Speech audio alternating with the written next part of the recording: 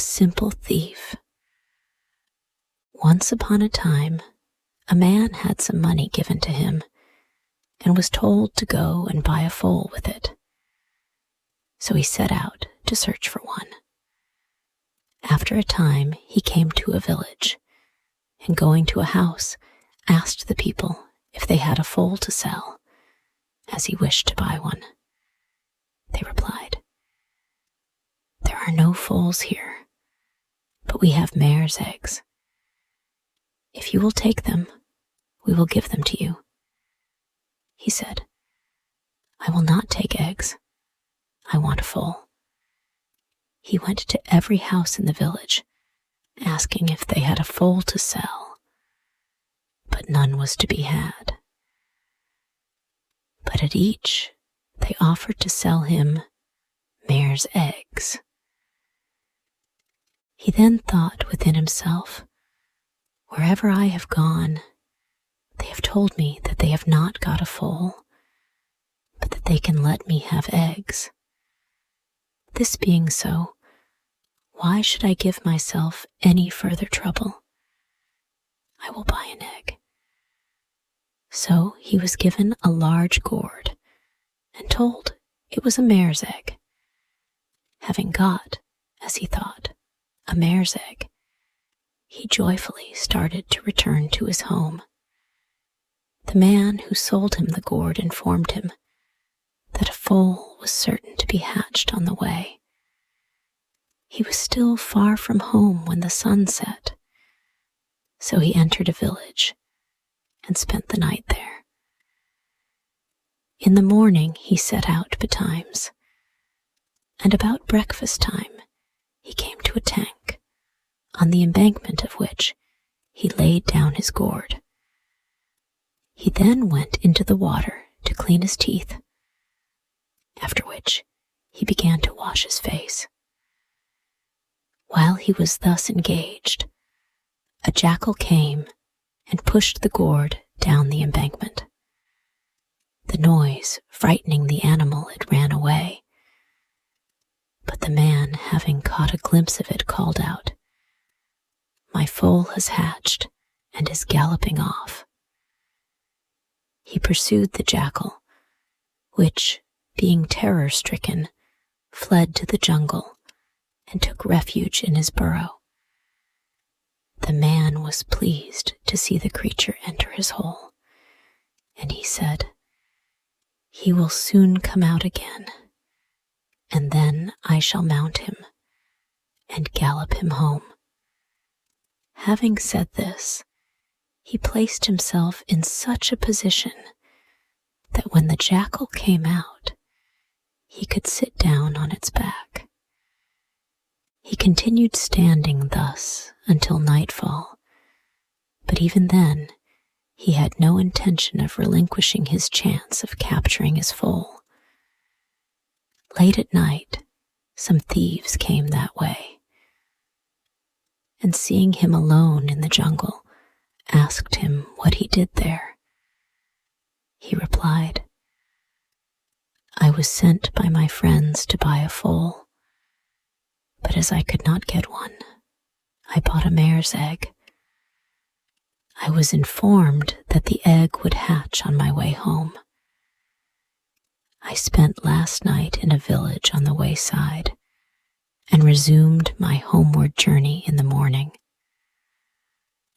On arriving at a tank, I laid down my egg on the embankment and went down into the water, and having cleaned my teeth, was washing my hands and face when the egg hatched and the foal immediately ran away.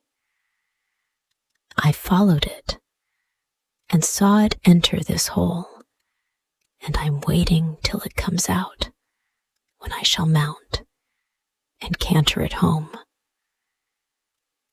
The thieves said, "Leave it alone. Let it remain there. Will you kill yourself for this foal?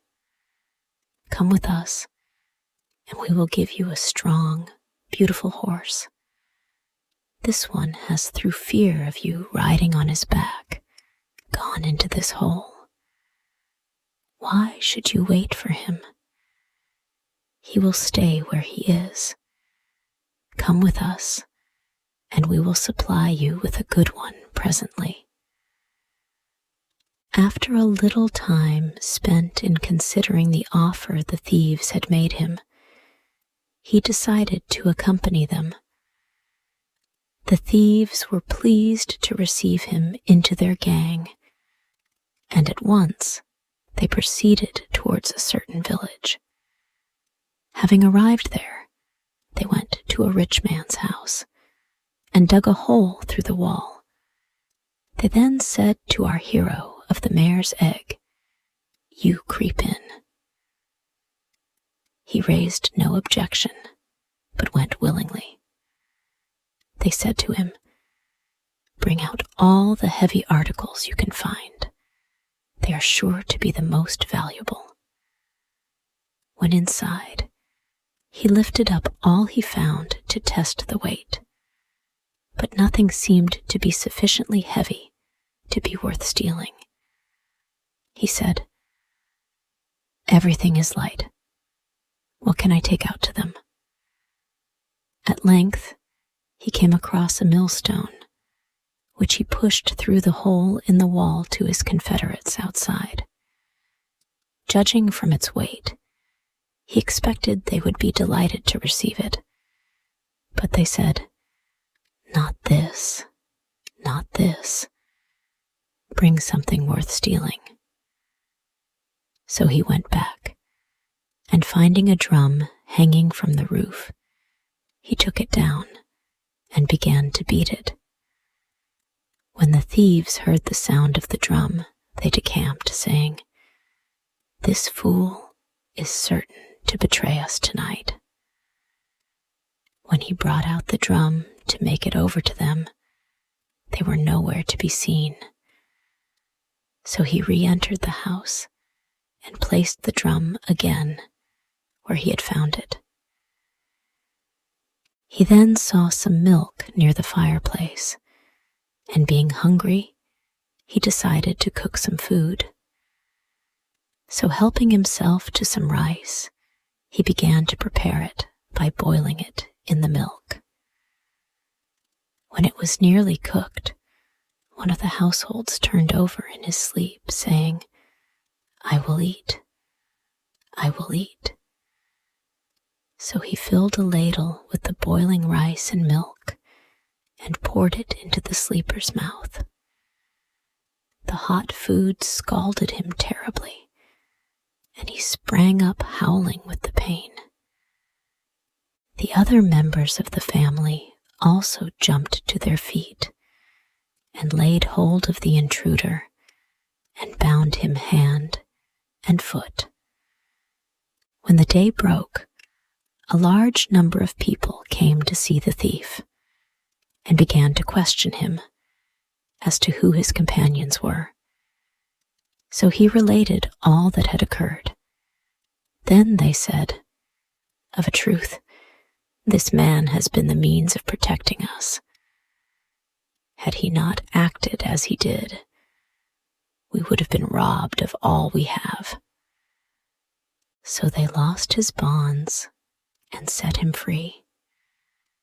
They also allowed him to eat the rice and milk he had cooked, which having done, he went home